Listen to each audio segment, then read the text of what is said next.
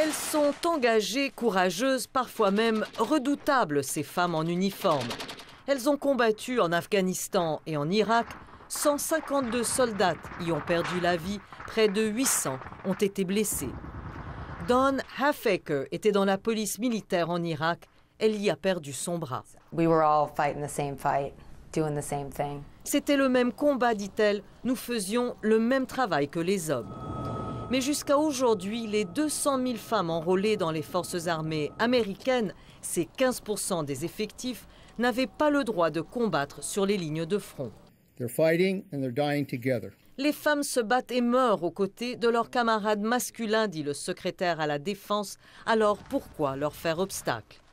Le Pentagone lève donc cet interdit en vigueur depuis 20 ans.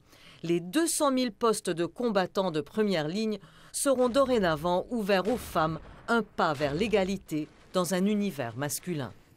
Le chef d'état-major a été un des grands promoteurs de cette nouvelle politique.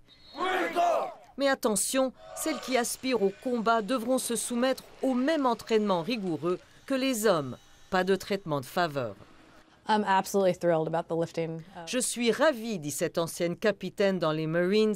Les femmes pourront maintenant aspirer à des postes de commandement car elles auront combattu en première ligne. Mais bien évidemment, la nouvelle suscite opposition et inquiétude.